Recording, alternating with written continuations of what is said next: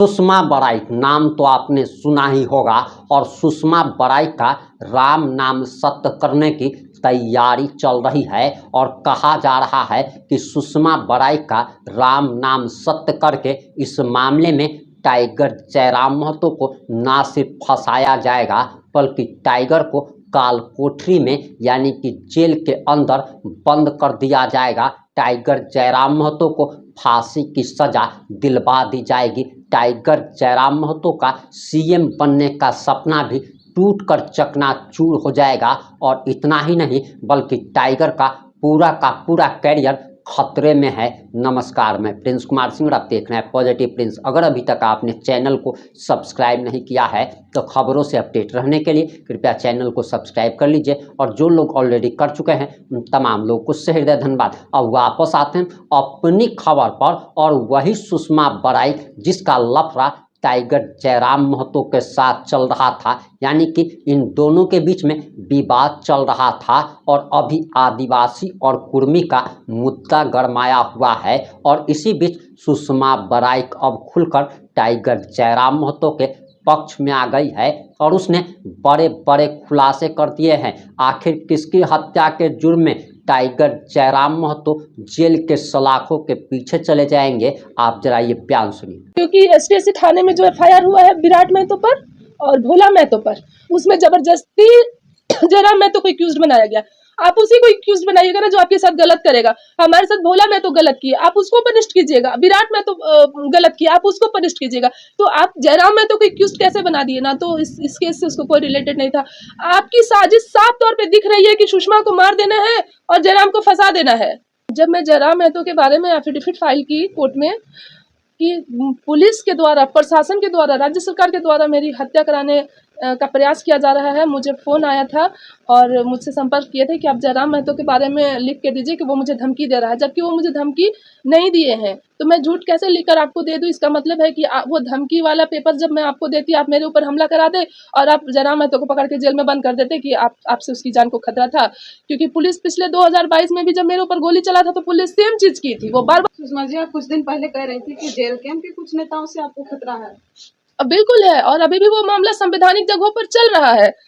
जो मामला चल रहा था वो विराट महतो, भोला महतो अभी भी कोर्ट में चल रहा है, लेकिन वो बात अलग है जो यहीं के है, अरगोड़ा थाना के है।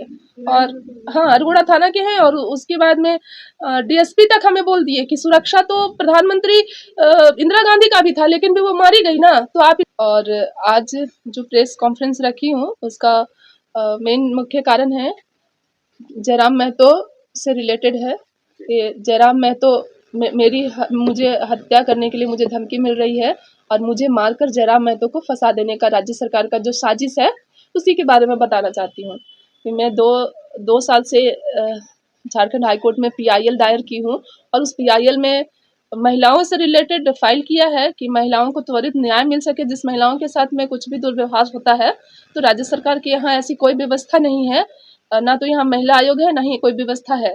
तो तेलंगाना में भरोसा सेंटर चलता है जो महिलाओं को त्वरित न्याय देने का काम करता है। तो उसी के बिहाफ में झारखंड में भी यहाँ पे महिलाओं के लिए विशेष सुविधा बनाया जाए, इस पर मैंने पीआईएल फाइल किया था 2024 में और उसी पीआईएल में मेरा भी मुद्दा को चलाया जा रहा था कि मुझे कैसे गोली मारा गया या मेरे साथ समाज में किस तरह का प्रताड़ना हो रहा है या फिर किस तरह का गलत चीज़ें हो रही है। तो इतने दिनों से सारा चीज़ बिल्कुल सही चल रहा था और अचानक से जब मैं जयराम महतो के बारे में एफिडेविट फाइल की कोर्ट में कि पुलिस के द्वारा, प्रशासन के द्वारा, राज्य सरकार के द्वारा मेरी हत्या कराने का प्रयास किया जा रहा है, मुझे फ़ोन आया था और मुझसे संपर्क किए थे कि आप जयराम महतो के बारे में लिख के दीजिए कि वो मुझे धमकी दे रहा है, जबकि वो मुझे धमकी नहीं दिए हैं। तो मैं झूठ कैसे लिखकर आपको दे दूँ? इसका मतलब है कि वो धमकी वाला पेपर जब मैं आपको देती, आप मेरे ऊपर हमला करा दे और आप जयराम महतो को पकड़ के जेल में बंद कर देते कि आपसे उसकी जान को खतरा था। क्योंकि पुलिस पिछले 2022 में भी जब मेरे ऊपर गोली चला था तो पुलिस सेम चीज़ की थी। वो बार बार एक ही चीज़ दोहराना चाहती है कि जो क्रिमिनल थे, अपराधी थे, उनको भरोसा दिला दी कि आपको मार दीजिए उसको, आपको केस में नहीं लाया जाएगा। लेकिन जब मैं जिंदा रही तब तो ये एफआईआर हुआ, मर जाती तो कुछ नहीं होता। तो जैसे ही जयराम महतो के लिए मैं वहाँ पे प्रोटेस्ट फाइल की हाई कोर्ट में, तुरंत कल सुनवाई था, तुरंत उस केस से मुझे बाहर निकाल दिया गया। और जो मेरा 2 साल का जो मेहनत PIL था, मैंने एफिडेविट बनाया, मैंने उस PIL को लिखा कि यहाँ मैंने सारा सर्च किया कि महिलाओं पर कितना अन्याय हो रहा है और यहाँ पे क्या क्या सुविधा है, महिलाओं को किस चीज से वंचित रखा जा रहा है, मैंने सारा काम किया। और अचानक से मुख्य न्यायाधीश कहते हैं, चीफ जस्टिस कहते हैं कि हमने इसको सो मोटो ले लिया है और आप इस केस से बाहर हो गई हैं। मतलब राज्य सरकार इतना गिर चुकी है कि आप मेरी हत्या करा के उसको फंसा देंगे, अपनी राजनीति रोटी सेकने के लिए आप मेरे साथ इतना दुर्व्यवहार करेंगे। जब हम लोग लोकतांत्रिक देश में रहते हैं और यहाँ न्याय की व्यवस्था है, और जब न्याय पर से ही भरोसा उठ जाएगा तो फिर हम क्या करेंगे? हमारे पास क्या ऑप्शन रह जाएगा? या तो गोली खाओ, या तो मरो, या तो मार दो। हमारे पास तो बस 3 ही ऑप्शन बच जाएगा ना। सुषमा जी, आप कुछ दिन पहले कह रही थी कि जेल कैंप के कुछ नेताओं से आपको खतरा है। बिल्कुल है, और अभी भी वो मामला संवैधानिक जगहों पर चल रहा है। जो मामला चल रहा था वो विराट महतो, भोला महतो, अभी भी कोर्ट में चल रहा है। लेकिन वो बात अलग है, जो धमकी दिया उसके बारे में बोली, लेकिन जिसने नहीं दिया उसे आप फंसाएंगे तो मैं तो बोलूंगी ना। किसने धमकी दिया आपको फोन कॉल करके कि जयराम महतो का नाम आ रहा है? पुलिस प्रशासन के लोग, उन्होंने फोन किया? हाँ, प्रशासन के लोग। कौन है वो अधिकारी, नाम बताएंगे? देखिए, नाम है यहीं के है, अरगोड़ा थाना के है।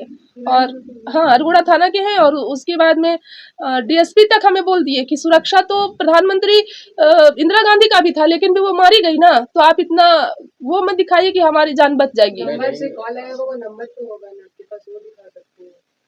हाँ, मैंने लिख के दिया सारा बात कोर्ट में। ये तो एफिडेविट तो झूठा नहीं हो सकता ना, दिखाइए ना। ये तो हमने ये एफिडेविट दिया था, ये PIL में सारा कुछ। तो ये कोर्ट का जो प्रोसीडिंग है ये झूठा नहीं हो सकता है। कब फाइल किया है? हमने ये फाइल किया है आपको 12/8 को, देखिए 12/8 को। और कल ये फाइल करते ही इस केस से मुझे निकाल दिया गया। फोन कॉल, सबसे पहले ये बताइए कि आखिर ये साजिश कौन रच रहा है जो फोन कॉल करवा रहा है आपको थाने से, और कौन वो लोग हैं? किसने, थाना प्रभारी ने फोन किया, किसने फोन किया, DSP ने फोन किया, किसने किया? थाना प्रभारी, और सारे तथ्यों को वो छुपा अपना बचाने के लिए, अपने आप को बचाने के लिए वो मेरे साथ इस तरह का काम करने की है। इसमें जो राज्य सरकार है वो मिली हुई है, क्योंकि अगर इतने बड़े पैमाने पे साजिश हो रही है तो बिना राज्य सरकार के सहमति का नहीं होगा। मतलब थाना प्रभारी आपको फोन करके बोलते हैं कि आप जयराम महतो का नाम लिख दो कि वो मरवाना चाहते हैं? हाँ, क्योंकि STSC थाने में जो FIR हुआ है विराट महतो पर और भोला महतो पर, उसमें जबरदस्ती जयराम महतो को एक्यूज्ड बनाया गया। आप उसी को एक्यूज्ड बनाइएगा ना जो आपके साथ गलत करेगा। हमारे साथ भोला महतो गलत किए, आप उसको पनिश्ड कीजिएगा। विराट महतो गलत किया, आप उसको पनिश्ड कीजिएगा। तो आप जयराम महतो को एक्यूज्ड कैसे बना दिए ना? तो इस केस से उसको कोई रिलेटेड नहीं था। आपकी साजिश साफ तौर पे दिख रही है कि सुषमा को मार देना है और जयराम को फंसा देना है।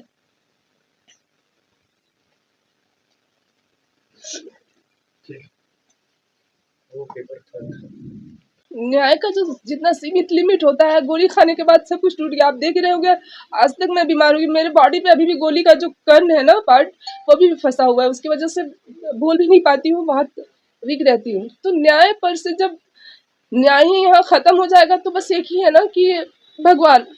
आप किस पर भरोसा कीजिएगा? भगवान पर ही तो कीजिएगा ना। जब आपके लिए प्रोटेस्ट करने को कोई नहीं रहेगा तो भगवान। और ऐसे में शायद सबको विश्वास करना मुश्किल होगा, लेकिन भगवान आते हैं और कहते हैं कि अगर तुम मर गई तो उस दिन मैं पूरी दुनिया को खत्म कर दूंगा। दुनिया में कोई एक भी आदमी नहीं बचेगा। एग्जाम्पल की मैंने सुप्रीम कोर्ट को बताया था कि कोविड मेरे लिए आया था, और कोर्ट को मैंने ये भी बताया था कि जितने भी कुछ भी ऐसा बुरा होता है मेरे साथ तो भगवान कहते हैं कि मैं उसको मार दूंगा, तो वो सच में मार देते हैं। सपने में भगवान आए थे? नहीं, हकीकत में आते हैं वो। मेरे रीट फाइल किया है तो रीट फाइल न्यायालय पे तो भरोसा होगा ना आपको कि वो न्याय देंगे? नहीं, अब न्यायालय पे भरोसा नहीं है, क्योंकि न्यायालय में ही इतना जब साजिश हो गया तो इसलिए भगवान भी ये चीज संदेश देना चाहते थे न्यायालय को कि मैं तो विश्वास में हूँ, आप जीवंत हैं और आपका निर्णय ही सर्वश्रेष्ठ माना जाएगा। मतलब आपके रीट को खारिज कर दिया न्यायालय? नहीं, खारिज नहीं किए। तो फिर अभी भरोसा रखना होगा। वो सो मोटो ले लिया और मुझे निकाल दिया उस केस से। मैडम, आपको ना न्यायालय पे भरोसा है, ना राज्य सरकार पे भरोसा है, ना केंद्र सरकार पे भरोसा है। भरोसा किस पे है आपको? भगवान पे। भगवान पे भरोसा है। कैसे लगता है कि वो आपको न्याय दिलाएंगे? भगवान कहते हैं कि जो धरती है ना, हम सब एक संविधान से जी रहे हैं, और संविधान के बाहर अगर हम कुछ भी काम करेंगे तो हमें पनिश मिलता है। तो भगवान ये समझाने की कोशिश कर रहे हैं कि जो धरती है, और धरती का जो संविधान है और ब्रह्मांड का जो संविधान है, ये दोनों एक दूसरे से कनेक्ट है, ये अलग नहीं है। आपको जीवन और मृत्यु भगवान ही देते ये जो हैं। आपका विश्वास कहता है, आपकी बातों को अब हम भगवान तक तो नहीं पहुंचा सकते हैं ना। नहीं, आप भगवान तक नहीं पहुंचा सकते। भगवान की बात आप तक पहुंचानी है, भगवान को भी आपसे उम्मीद है।